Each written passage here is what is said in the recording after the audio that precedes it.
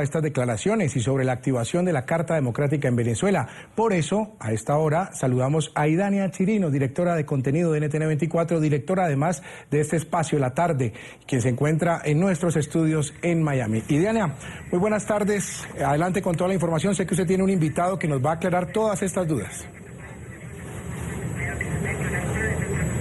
Ojalá y sea así, Jesús, ojalá y sea así.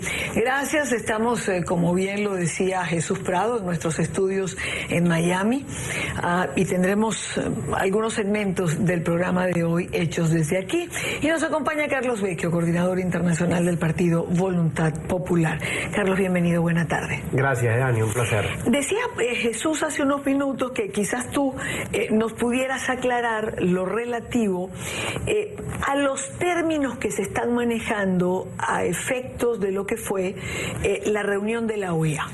¿Se activó o no se activó la Carta Democrática? Entendemos que hay un proceso que comenzó, pero hay ciertos términos y la gente tiende a confundirse. El gobierno, por su parte, señala fue un fracaso absoluto el de la oposición en la OEA. ¿Qué ciertamente ocurrió y cómo tienen que manejarse estos términos? Bueno, efectivamente, Dania, técnicamente la Carta se activó porque es un procedimiento que está en su primera fase. Recordemos que la Carta Democrática le da la facultad al secretario general Almagro de llamar la atención cuando ha habido una alteración del orden constitucional. Y eso es lo que él presenta en el informe. Y ese es el inicio del procedimiento cuando él dice, tengo este informe, invoco el artículo 20 y por lo tanto convoco un consejo permanente para discutir este informe. Esa es la primera etapa. Entonces, luego va a venir un proceso. Es como si fuese un juicio, donde existe una sentencia, pero el juicio comienza ya con la presentación de la demanda. Eso es lo que ha ocurrido y estamos en esa primera etapa del juicio, en este caso de la activación de la Carta Democrática. Es decir, se activó el proceso para llegar a la conclusión o a la resolución si se activa o no se activa la Carta. Este lapso tiene un tiempo perentorio, es decir, ¿qué viene ahora? ¿Cuáles son los pasos que se dan dentro de la OEA? Mira, lo primero que hay es una evaluación colectiva del propio informe y de la alteración del orden, y tienen que discutir esos aspectos, la crisis venezolana y sobre todo las recomendaciones que están allí. Y en función de eso vendría luego, digamos, un primer conjunto de acciones diplomáticas, lo llaman así, de buenos oficios, para buscar restablecer el orden constitucional o la crisis que allí se está planteando. Eso sería, digamos, los próximos pasos que deberían venir. Y luego un extremo, que sería que si nada de eso funcionase, entonces tendrían que aplicar, pues en este caso ya las sanciones directamente al país, que sería, por ejemplo, la salida de la OEA, que nosotros no estamos buscando ni lo hemos planteado. Así que yo espero que en esta etapa, donde está la evaluación sobre el informe Almagro, donde se reconoce la crisis, existan unas medidas, digamos, de oficio diplomáticas con otros países. De hecho, la que más suena, y Dani, es la constitución de un grupo de amigos de Venezuela que pueda contribuir a atender la crisis en sus tres órdenes, político, económico y social, y que facilite, pues, el restablecimiento del orden constitucional. Ahora, Carlos, todo esto se hace a puertas cerradas. Bueno, todo esto funciona a puertas cerradas y a puertas abiertas. Mientras estamos acá, existen esos ya conversaciones diplomáticas. Pero yo te destaco algo, y lo mencionaba el presidente de la Asamblea Nacional, porque uno ve la reunión y pareciera que todo es sencillo. Se dio la reunión. No, Idania. Yo quiero explicar el porqué, lo importante del resultado que tuvimos ese 23 de junio en la OEA. El gobierno de Venezuela, a mi modo de ver, estableció una estrategia de querer fabricar un diálogo para engañar a la comunidad internacional, para evitar la discusión de la alfombra Almagro. Eso hay que decirlo, Idania, o es que somos ingenuos. Trató de manipularle y decir a los países, no vale, si aquí hay un diálogo, ¿para qué van a escuchar esa reunión? Yo creo que esa reunión es inoficiosa, no hay que hacerla. No vale, ¿para qué vamos a escuchar a Almagro? Y tan es así, Dania, que es la primera vez que previo a ese consejo se hacen dos consejos permanentes, convocados prácticamente por Venezuela, para que se hablara de esto que te estoy diciendo, de que existe un supuesto diálogo y que por lo tanto había que engavetar el informe Almagro. Hicieron uno el 1 de junio y luego llegaron, y ese es mi cuestionamiento en este caso al expresidente Zapatero, se montó uno 2 días antes, Idania, el 21 de junio, y se llevó al expresidente Zapatero para que hablara de las maravillas que habían hecho con el diálogo, manipulando a la comunidad internacional, donde el presidente Zapatero se presta a este juego. que favorece al gobierno para tumbar la reunión del 23. Y aún así no pudieron. Y el planteamiento de Venezuela, ese 23, fue: no hay lugar para que se dé esta reunión. Se dio la reunión. Luego dijo: quiero oponerme a la agenda. No estoy de acuerdo con la agenda. Se dio la agenda. Tercero, no estoy de acuerdo que se hable del informe Almagro. Habló Almagro. Y cuando lo sometieron a votación, Idania, ¿sabes cuánto fue la votación que recibió la propuesta de Venezuela? 12 votos.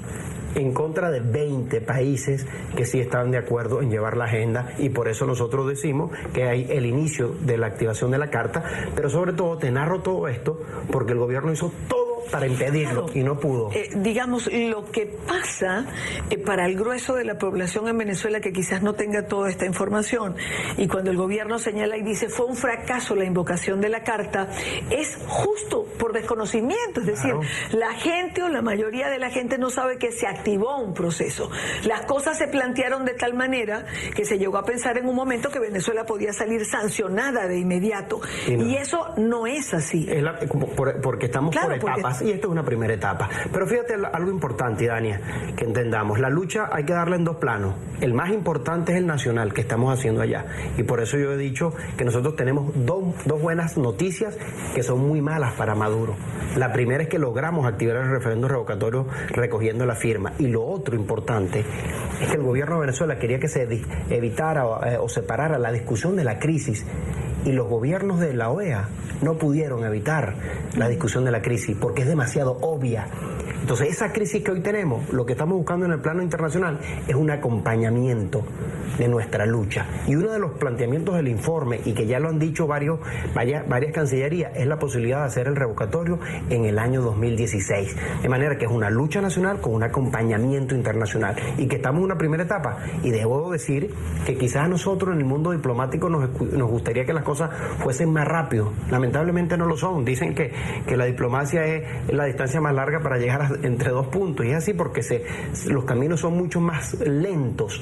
Pero lo importante acá es que la crisis está en la región, que está en el organismo donde debería estar. Recuerda que Venezuela siempre ha dicho que había que eliminar a la OEA, sí, y tuvo que someterse a las reglas del juego, y ahí está el organismo de la OEA pendiente de la crisis venezolana. Y ahí está. Y ahora que mencionas tanto el plano internacional, justo Carlos cumplió hace pocos días 2 años en el exilio, 2 años de su salida de Venezuela, y sobre eso quiero preguntarle un par de cosas, pero antes quiero compartir con ustedes este video que se montó en nuestras plataformas digitales, y es de esta manera que NTN 24 ve esos 2 años en el exilio de Carlos Vecchio.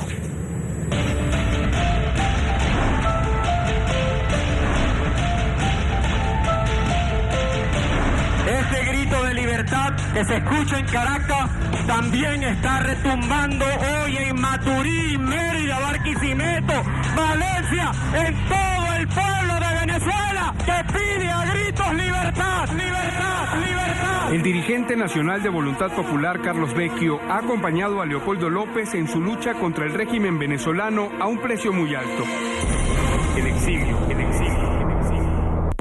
El 18 de febrero de 2014, Vecchio acompañó a Leopoldo López a entregarse a las autoridades en una multitudinaria concentración.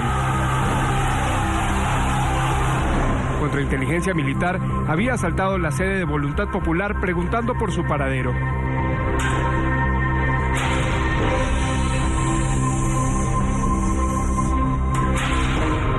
Horas después, se emite una orden de captura con los mismos cargos imputados a Leopoldo López. Carlos Vecchio decide el camino de la clandestinidad. Hoy le estoy hablando desde mi clandestinidad. Soy otro perseguido político de este régimen. El 22 de marzo reaparece en una concentración opositora. Nosotros tenemos que rescatar la libertad de un pueblo que quiere superarse, y una cúpula corrupta del poder no lo deja. Esta lucha, hermano, no es pueblo contra pueblo, no, es de un pueblo que sufre frente a una cúpula corrupta del poder que se aprovecha de él. Esa es la gran lucha. Días después, se conoce que Carlos Vecchio logró salir del país. Tuve que soportar 3 ataques a nuestra sede, nuestro partido, una cosa sin precedentes, de manera violenta, sin orden de arresto, sin orden de allanamiento, para tratar de capturarme. Luego de estar 108 días escondido y de una decisión política de nuestra organización, decidí salir de Venezuela. En el exilio se ha reunido con importantes figuras internacionales para dar a conocer al mundo lo que sucede en Venezuela.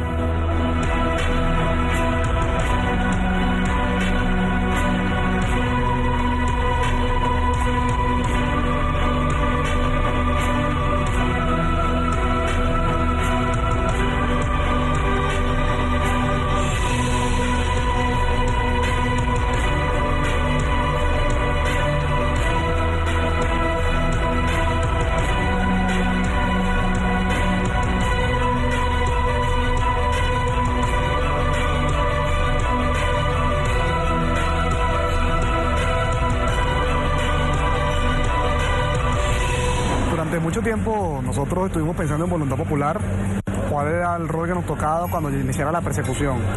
Y una vez que decidimos y que el propio Leopoldo fue el que definió que la lucha él iba a dar desde la cárcel, necesitábamos a alguien que pudiera estar llevando la voz de los venezolanos y explicar lo que estaba ocurriendo aquí al resto del mundo. Y qué mejor persona que Carlos Vecchio, quien ha podido desarrollar una labor política fundamental para ir construyendo todas estas relaciones que nos han permitido a nosotros los venezolanos tener la solidaridad que hoy tenemos y desde esa lucha poder ayudar a liberar a Venezuela. Y estamos muy seguros que pronto podrá venir a nuestro país otra vez. Venezuela no está sola. Y no está sola gracias al trabajo que ha hecho Carlos Vecchio en el mundo. Carlos Vecchio ha sido la voz de la libertad y la democracia. Cada día que pasa, Carlos Vecchio fuera del país se siente preso. Como se sienten todos los venezolanos que están fuera de nuestra tierra. Van a volver, vamos a volver a estar juntos. Y vamos a rescatar a nuestro país, nuestra democracia, en paz y con justicia. Gracias, Carlos.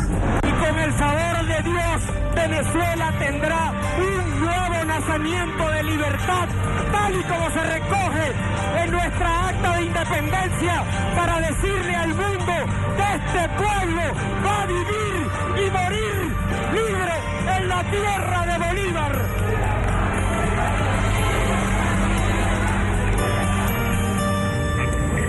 2 años de exilio de Carlos Vecchio. ¿Lo más difícil de estos 2 años? Estar fuera de tu patria, sí, sin duda.